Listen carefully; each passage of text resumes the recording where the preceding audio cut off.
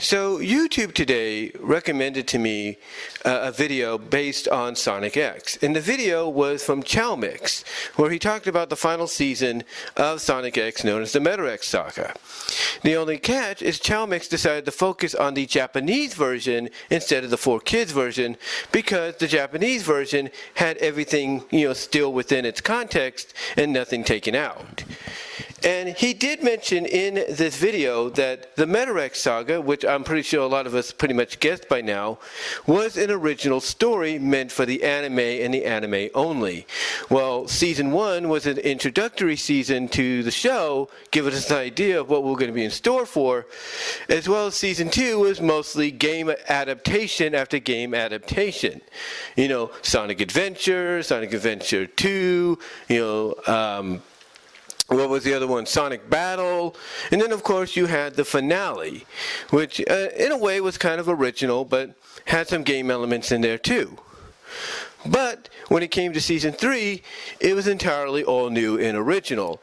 And I think, in my opinion, because I don't know if chaomix brought this up, I have to go back and rewatch it and listen, but to me, I think the reason Season 3 was presented the way it was, as dark as it was, whether you watch the English 4Kids dub or the one that chaomix focused on, the Japanese version, the original Japanese version, basically, the reason it was presented as dark as it was is because I think the writers, the original writers, if you will, knew that one, this would probably be the final season, and two, they wanted to get something out of the system. And that something was to tell an original story where they didn't have, I guess you could say, restraints in the way that they did when it came to Season 1 and somewhat mostly Season 2. Also, I think they were looking at the fact that a lot of anime at that time, from the final seasons of the original Yu-Gi-Oh! To some Digimon and other, One Piece and all that, was starting to go a little darker, a little bit more edgier than originally presented as. So they figured, in my opinion, they probably figured, why don't we do the same thing with Sonic X in its final season? And that's why we got the Metarex saga, the Metarex Cosmo saga, the way we did. Now, chaomix, like I said, wanted to focus on the Japanese version because it had nothing removed like the 4Kids version did. It had everything in there to give you a better explanation as to what was going on, even if you couldn't understand the language. And I will admit to you this. When I first saw the Japanese version, when it was broadcast, now I didn't see it on Japanese television, no. I saw it when it was first broadcast, not just in Japan, but in Europe. Yeah, there were parts in Europe, mostly France, where the original Japanese version was broadcast uncut. And I can tell you honestly, the final episodes presented in the uncut format will really get to you. They will really get to you, especially with Tails and his situation. You see, basically, the way Tails is presented is he does not want to kill Cosmo. He doesn't. Even though she's telling him, hey, you have to do this. This is the only way we could save the universe and everything. Tails doesn't want to do it. Tails, in a way, would rather have the universe go to heck instead of kill the woman he loves. But, much to her encouragement, knowing that it is the only way he's going to do it, or the only way the universe is going to be saved, basically he ends up doing it. Which again is very emotional, especially when Sonic presents it to him, the only seed that remains of Cosmo. It is very emotional. It is very heart-wrenching and everything. But in the end, it does show that when you give the writers an opportunity to do whatever they want, tell whatever kind of story they want, that's original and not connected in some way to anything else, you could definitely tell that they'll be able to, I guess you could say, go in directions that normally they wouldn't be able to go in, ever again. You could just see that. You could just see that they're able to go in directions they've never been able to go in, before. So by doing what they did here in the final season, with this original story, I do agree with chaomix. It definitely, I should say, lives up to, its status as one of the darker arcs out there. But I also think, in a way, it also inspired some things that we see in other Sonic media, mostly, like, let's say, the Archie comics. I'll give you an example of what I mean. Let's take a look at Chris. Now, in Season 3, in his world, Earth, if you will, Chris is grown up. Because remember, he's about 11, 12 years old, in the first couple of seasons, right? 12, 13 years old in the first couple of seasons. 6 years have passed, and now he's an adult. He's about 18, 19, maybe 20. But when he goes to Sonic's world through a teleportation device that he's built on his own, basically what he did is he took the teleportation device at the end of Season 2 and rebuilt it so that now he could go back and forth between worlds. Anyway, long story short, I think one of the inspirations that came from this third season that, let's say, the comics took was the time lapse. Now you might say, well, what do you mean? Well, let me explain. Let me explain what I mean by the time lapse.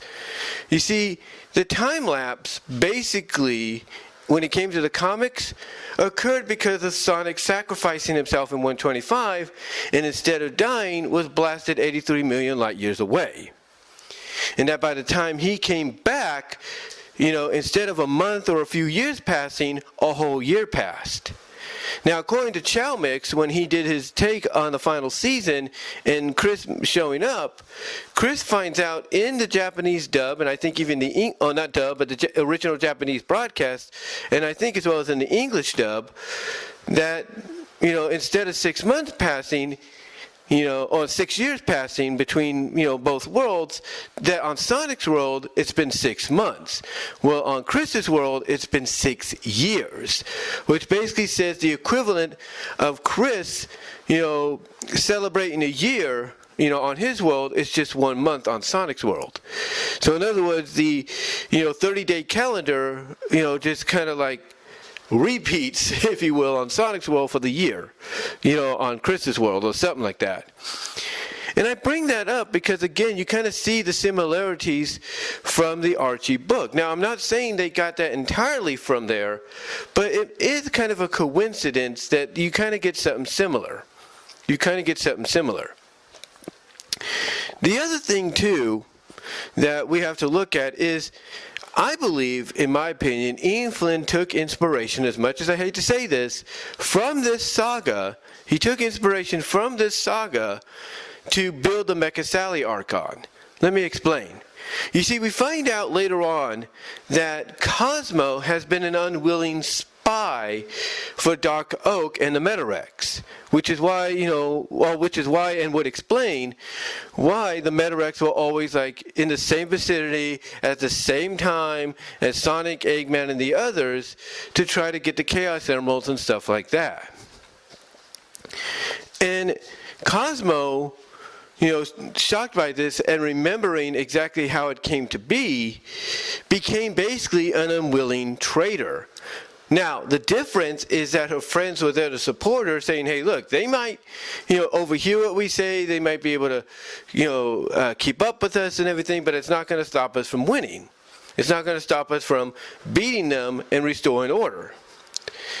Now, I say that I think and believe Ian Flynn took, inspiration from this for the Mecha Sally arc, because here you have Sally sacrificing herself for robotization to save the world, but in the process becoming an unwilling traitor, and more so when Eggman weaponizes her. So you can kind of see maybe that Ian Flynn took inspiration maybe from the Cosmo situation, where she's an unwilling traitor, much to her, I guess you could say her depression, her despair, I should say. I can kind of tell that maybe Ian Flynn took a bit of inspiration in that area, because again, she was unwillingly helping them, that being the Metarex, stay a step ahead of Sonic and the crew. But, that's about it as far as inspiration goes, I think, between both mediums. outside of that, I have to say that I think the final season was pretty good. Yes, when you watch, and I guarantee you, when people watch the original Japanese version, whether they're watching it through Hulu, where they also have the English dub version and the El Español version, if you will, the Spanish version, I guarantee you people will get emotional once they watch the Japanese version. Now, if they don't have Hulu, I guarantee you those people that will pick up the discotheque release in April of the uncut version will get emotional too, because it is one of those kind of stories that, especially at the end, will really get to you. But when you look at everything that gets talked about in between, like with the flashbacks and the storytelling of how everything came to be, it's one of those stories that's going to, keep you coming back, or keeps you coming back to find out more. And to me, that's why I think a lot of people prefer an original Japanese version over a 4Kids version of the anime. Whether or not the 4Kids version could be just as good, even with certain elements cut out, people prefer the Japanese version more than the anime, because it's basically like, hey, we're not afraid to show you this, or that, period. So, so overall, yeah, the final season, the original Japanese final season of Sonic X, I think is really good. Is it superior to 4Kids? Absolutely. But did the 4Kids version do what it could with what it could? Yeah, it did all right. I mean, you could tell, again, what episodes were heavily edited, due to time. Like I think that one episode where it's revealed what the Metarex really are, at least with the Zova, that yellow Metarex, Zova-Kick, or whatever his name is, basically you could tell, which episodes are heavily edited, because that episode, Zarkovich, I think that's his name, the yellow Metarex, when, he dies and everything, in the 4Kids version, you don't see him seeping, falling into the lava and accepting his fate. No. But in the Japanese version, you do. You see him die. Period. So, so to me, the Japanese version is definitely superior. The 4Kids version, like I said, depending on the situation and what had to be cut, edited down and all that, they did all right. And they kind of almost, garnered the same kind of emotion at the end and everything, with Tails having to do what he had to do with Cosmo, but that was it.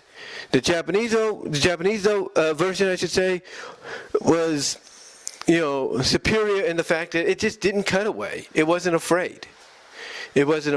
So, to me, I'm going to definitely agree that if you have any version between the two to watch, if you have Hulu, look up Sonic X, scroll down, and look for the Japanese version. Watch that, especially for this final season, because you will definitely get more context and more of an idea, even with subtitles, of what's going on outside of the U.S. English dub version.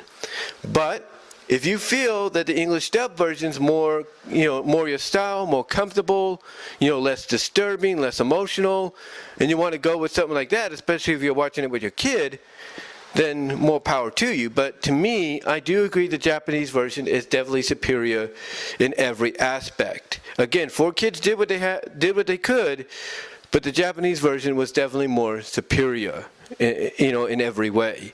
Because again, it didn't shy away from anything. It didn't shy away from anything. It didn't cut out anything. It just, said, here it is, enjoy, and that was it. That was it. Now, is there a few things he did kind of get wrong in there? Absolutely. Absolutely, he did kind of get it wrong. First of all, when it came to Molly's sacrifice, in the English dub, it's implied she flew off, thus living to fight another day. Well, in the Japanese version, she was killed. She was killed to basically show that, hey, if we have to sacrifice ourselves to beat the Metarex, we will sacrifice ourselves. And that's what happens to her. Now, what they imply is that Rouge and Shadow found her body and buried her. That's not the case. What they did is they put up a monument, a memorial in her honor for what she did. And then Shadow decides to walk off on his own to do his own thing, leaving Rouge behind. Now, the other thing is the episode where Tails and Cosmo officially fall in love. Yes, an episode or two later, we did get hints that there might be something there between them. But it wasn't until we got to that one episode where it was officially made, official. Because basically the thing about the episode was, as far as the romance portion of it goes, is it was Amy, again, who, well, let's put it this way. She didn't, discover a love potion. No. Now, it's not implied that way as far as I know. I don't know if both seemingly changed it up. They probably did. But from the English dub version, and I'm guessing the Japanese version did the same thing, but again, I'm not really sure. She finds out, basically, on the ship, after they rescue these creatures, and these creatures give them the Chaos Emerald in exchange, she finds out on the ship from these creatures about the love spell, about the love potion, and she makes it her duty, if you will, in that episode to basically get the confirmation she needs and find out basically a permanent solution for her and Sonic to be an item. She goes out of her way, but she doesn't find out about the potion while she's on the planet. She finds out about it from the creatures while they're on the ship, which makes her determined to get to the planet to make this happen, which is why she drags Sonic along with her to try to find out, okay, are we, what kind of future do we have together? What's this? What's that? Okay, what kind of spell are you talking about? Let me find that spell. That's basically the gist of it right there. That's the gist of it right there. Now, the way it does kind of come naturally in everything is when she almost sacrifices herself to save Sonic in the finale.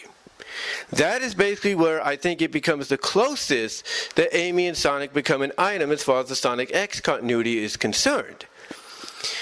And the reason it becomes the closest is because essentially this is when Amy not only shows how much she cares about Sonic, but basically she's basically, as I can assume, growing up and realizing that the only way someone like Sonic is going to, be with her is to basically, I guess show that she could be just as heroic and everything, and put her own life on the line to be with him. And that's what she does.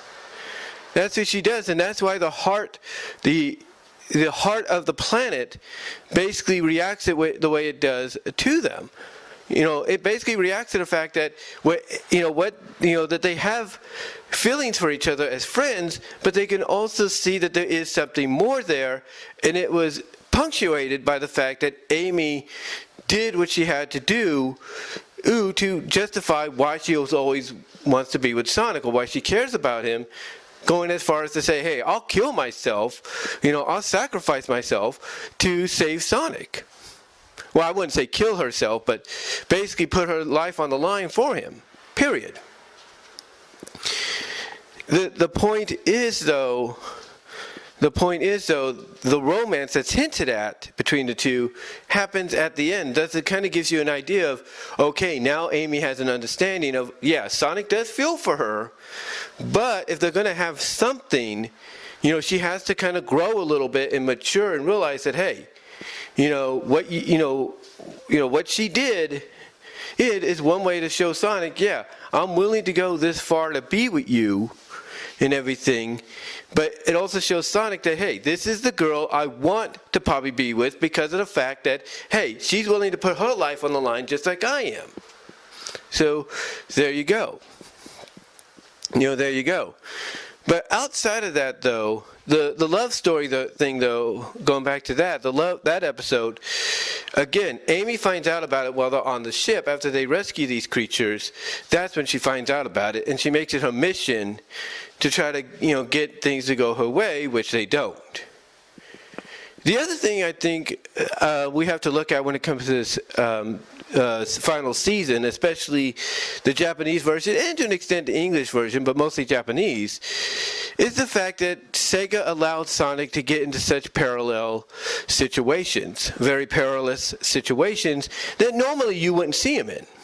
I mean, yeah, you would see him in these kind of situations, but not as much as you saw him in this season, which was a surprise, a huge surprise, if you will, of how many times he was put into a parallel situation and how much, he had to basically be upgraded thanks to special shoes by Chris, made by Chris, to basically to kind of help him get an advantage and stuff.